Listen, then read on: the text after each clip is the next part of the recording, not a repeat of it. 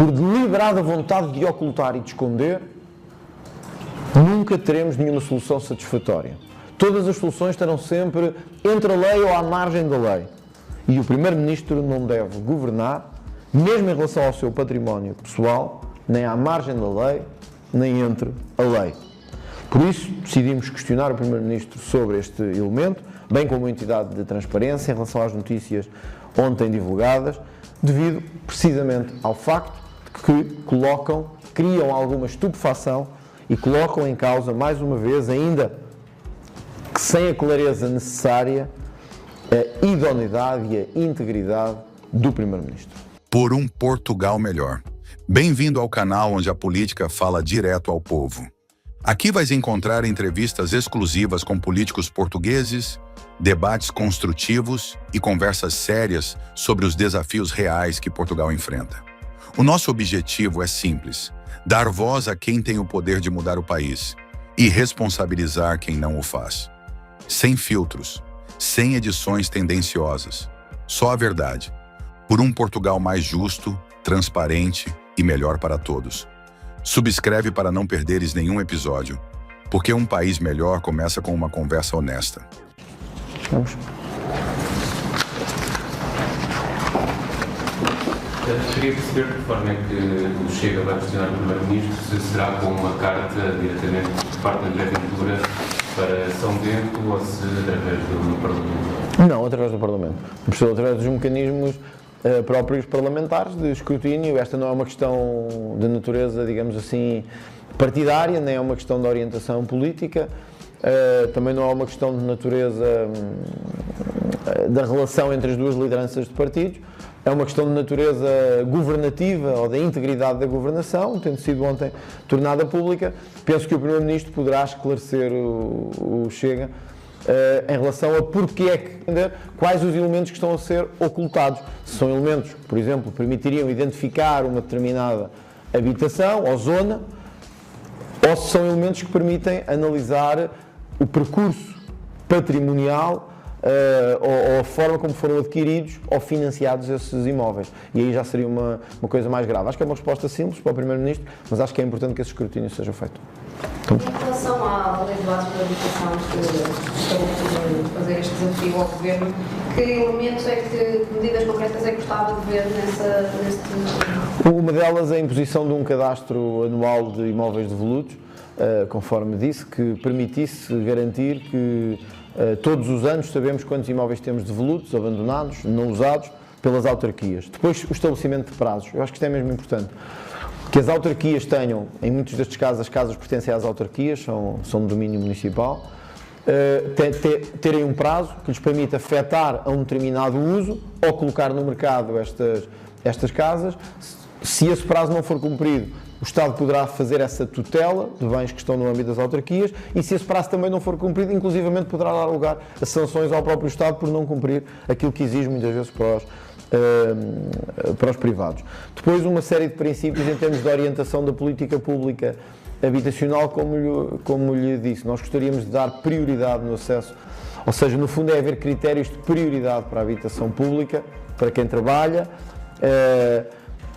sobre aqueles que não trabalham, como acontece com o caso das creches, mas também sobre os novos imigrantes que chegam a Portugal. Queremos dar prioridade a quem é português e a quem já está cá há mais anos, no acesso à habitação pública. Sobre o IVA da construção, o Chega propõe baixar o IVA, falou aí na questão de Itália. Baixar o IVA não poderá depois trazer algum aproveitamento a priori, aumentos de preços, por exemplo? Foi uma questão que nos colocámos. Em Portugal nunca poderia ser de 4%, porquanto nós temos a tabela em taxa mínima, a taxa intermédia e taxa máxima. Porém, a análise que fizemos, comparativamente com outros países que têm taxas de IVA mais baixas na construção, foi de que há algum nível não sei se a palavra aproveitamento é melhor, mas há um certo nível de benefício em torno da taxa de IVA reduzido, que se verifica quando se reduz a taxa, isso é evidente, mas não se aproxima, nem de perto nem de longe, com a compensação que há em matéria de construção, com o benefício que há em matéria de estímulo à construção. A verdade é que hoje o IVA, sendo da construção mais baixo, estimula a cautelar esse tipo de benefícios que refere. E é uma proposta que o Chega vai apresentar? É uma proposta que vamos apresentar neste Orçamento do Estado, conforme já disse. Queria só perguntar se ouviu o aviso do Primeiro-Ministro em relação ao Orçamento do Estado, que não vão negociar com base em ultimatos e em linhas vermelhas, mas a antecipar que esta será uma negociação relativamente simples. Se também me parece que é esse... Bom, eu acho, vamos lá ver, tal como eu já disse aqui, eu acho que este ano temos condições mais favoráveis, digamos assim, para poder chegar a consensos de natureza política do que o ano passado. Há outra atitude, houve outra atitude, pelo menos. Houve elementos que já foram, digamos assim, acordados, de natureza política e de natureza fiscal. Portanto, eu diria que na casa de partida, neste momento, há uma casa de partida mais favorável. Como a política nos mostra, isso nem sempre quer dizer que há uma casa de chegada mais favorável. Quer dizer que há uma casa há uma casa de partida mais favorável.